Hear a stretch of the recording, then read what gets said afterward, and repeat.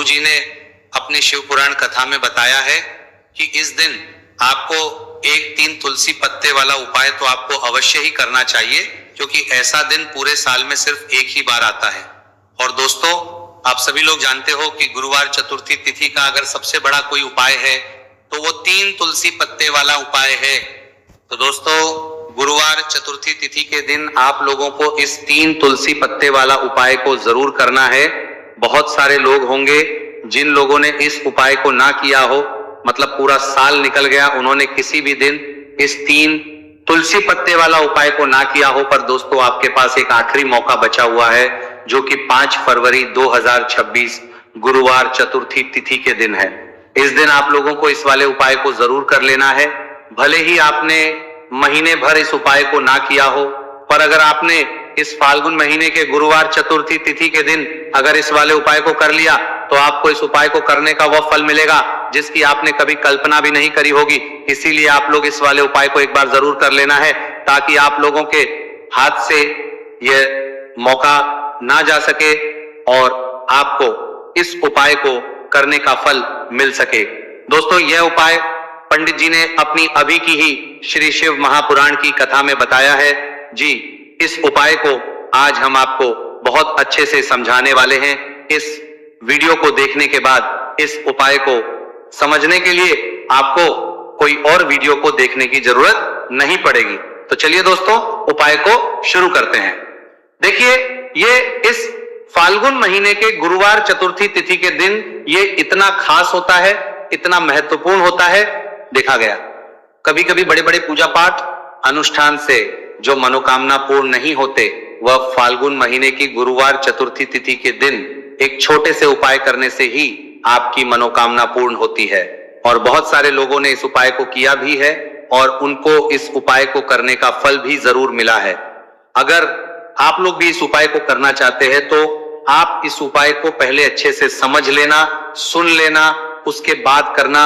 आपको इस उपाय का फल जरूर मिलेगा और इस उपाय को कर लेने से आपके घर में चाहे किसी भी प्रकार की दुख और समस्या क्यों ना चल रही हो, आपको उसका कारण भी नहीं पता है कि भाई ये समस्या किस कारण से चल रही है। उसका कुछ भी कारण हो सकता, जैसे पितृदोष हो सकता है या किसी भी तरह का मंगल दोष भी हो सकता है। तो इस दिन आप लोगों को ये वाला उपाय कर लेना है।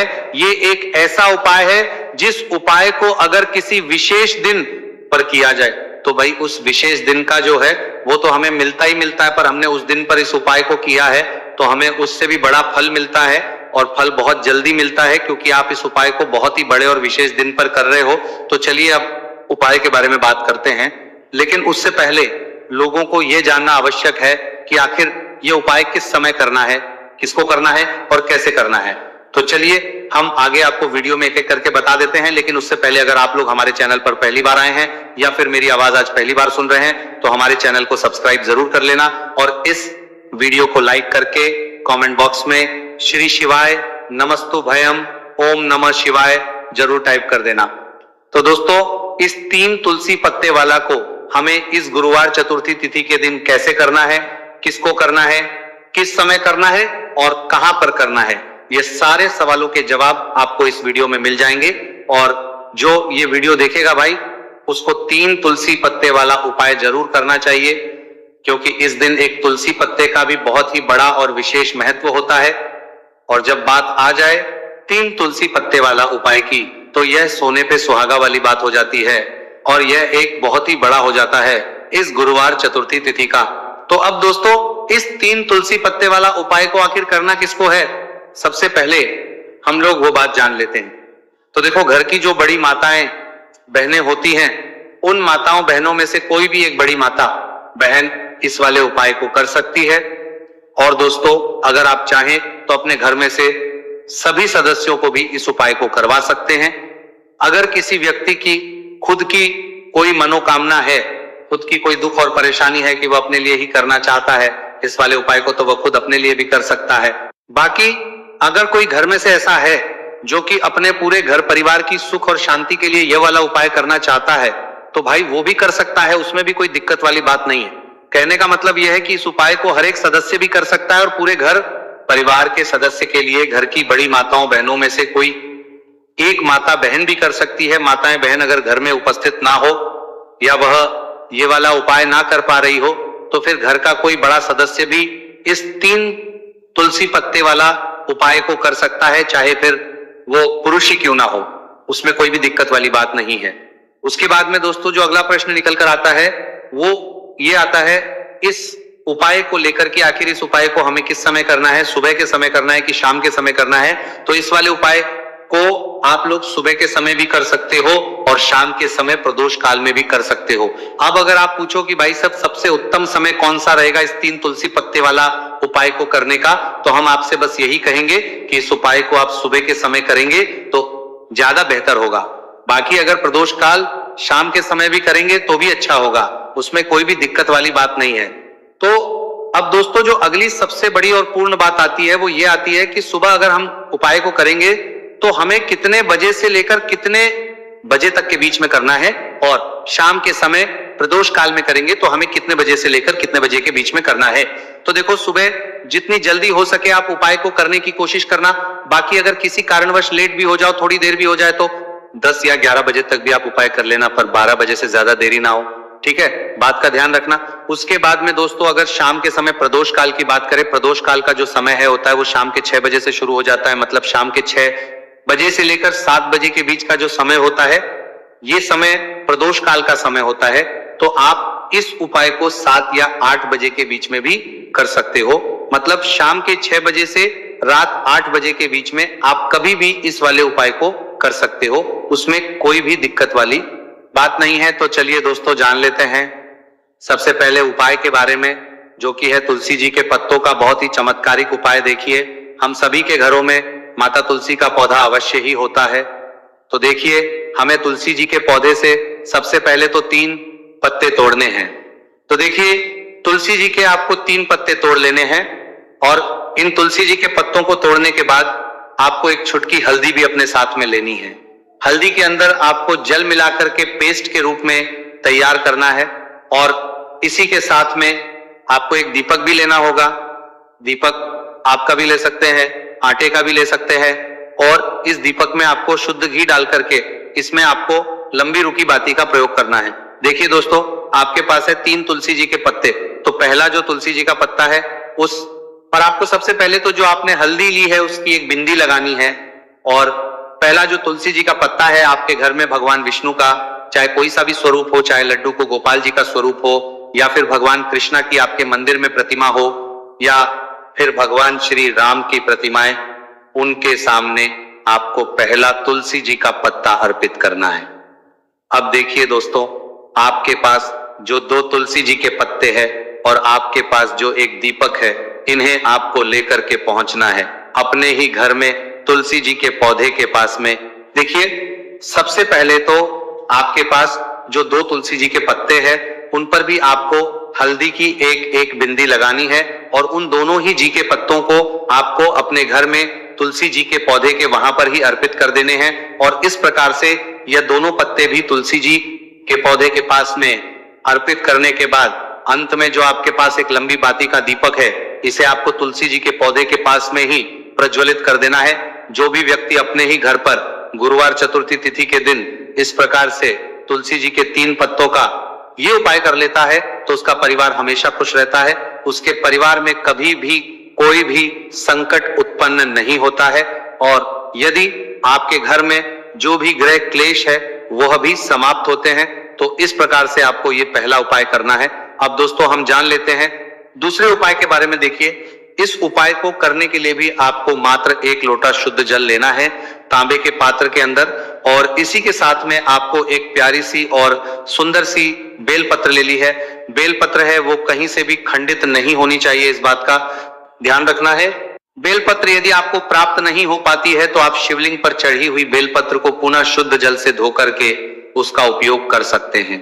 देखिए इस उपाय को आप सुबह से लेकर के शाम तक किसी भी समय में कर सकते हैं। देखिए मंदिर पहुंचने के बाद सबसे पहले तो आपके पास जो अपनी हथेली में रखना है, और आपको कुंडकेश्वर महादेव से प्रार्थना है कि मेरे शरीर में या फिर मेरे परिवार के इस सदस्य के शरीर में कोई भी भारी रोग हो चुका है जिसमें उसे आराम नहीं मिल पा रहा है, डॉक्टरों को लगातार दिखा रहे हैं, दवाओं का लगातार सेवन कर रहे हैं, लेकिन बीमारी में आराम नहीं मिल पा रहा है। हे मेरे कुंडकेश्वर महादेव, मुझे अपनी बीमारी में आराम दिलाने की कृपा करें। इस प्रकार से आपको कामना करते हुए ये जो एक बेलपत्र है, इसे आपको माता अशोक सुंदरी वाले स्थान पर अर्पित करनी है। देखिए, माता अशोक सुंदरी वाले स्थान पर जब भी आप ये बेलपत्र अर्पित करेंगे तो इसकी जो चिकनी साइड है वो शिवलिंग से स्पर्श रहेगी, और इसको आपको इस प्रकार समर्पित करना है कि जो इसकी डंडी है वो शिवलिंग की तरफ रहेगी और इसका जो पट्टी वाला भाग है वह जलाधारी की ओर रहेगा। इस प्रकार से आपको ये एक बेलपत्री शिवलिंग पर अर्पित करनी है। इसके बाद आपके पास जो एक लोटा जल है उसे आपको सबसे पहले माता अशोक सुंदरी वाले स्थान पर अर्पित करना है। देखिए, आपको शिवलिंग के ऊपर जल अर्पित नहीं करना है, पूरा ही जल आपको धीरे धीरे जहां आपने बेलपत्र अर्पित की थी उसी के ऊपर आपको अर्पित करना है। जल को अर्पित करते समय लगातार आपको कुंडकेश्वर महादेव का स्मरण करते रहना है। देखिए, जैसे ये जल जलाधारी से होकर के बह करके आएगा तो इसे आपको थोड़ा सा किसी भी खाली पात्र में झेल ले है, और इस जल को आपको महादेव से यानी कि कुंकेश्वर महादेव से औषधि स्वर प्राप्त कर लेना है और इसे आपको अपने घर लेकर के आ जाना है। अब देखिए, इस जल का आपको आचमन करना है, या तो आप बीमार है तो आपको इस जल का आचमन करना है, फिर घर का कोई भी सदस्य बीमार है तो उसे आपको कुंडकेश्वर महादेव का स्मरण करवाते हुए इस जल का आचमन करवा देना है। पूज्य गुरुजी ने बताया है कि जो भी व्यक्ति इस उपाय को 5 दिन 60 दिन इस प्रकार से कर लेता है तो उसकी जो बड़ी से बड़ी बीमारी है वह समाप्त होती है। देखिए, अब हम जान लेते हैं तीसरे उपाय के बारे में। देखिए, ये जो उपाय है विशेषकर उन लोगों को करना चाहिए जो बहुत ही अधिक बीमार पड़ते हैं, यानी कि आपके घर में जितनी भी कमाई होती है वह सभी बीमारी में खर्च हो जाते हैं, या फिर आपके घर में ऐसा कोई भी व्यक्ति है जो बहुत अधिक गुस्सा करता है, जिससे बहुत ही अधिक क्लेश आता है, तो उसके लिए भी आप ये उपाय कर सकते हैं। तो देखिए, इस उपाय को करने के लिए आपको गिन करके गुड़ के 60 टुकड़े लेने हैं। गुड़ के आपको 60 टुकड़े लेने हैं। देखिए, आपके घर में जो व्यक्ति बहुत अधिक बीमार रहता है या फिर कोई व्यक्ति बहुत अधिक गुस्सा करता है, तो आपको ये जो 7 गुड़ के टुकड़े हैं अपने सीधे हाथ में रखना है, और उस व्यक्ति के ऊपर से आपको घड़ी की दिशा में 7 बार सर से लेकर के पैर तक उतार लेने हैं। यानी कि उस व्यक्ति के सर से लेकर के पैर तक आपको इन गुड़ के टुकड़ों को 7 बार घड़ी की दिशा में घुमा लेना है।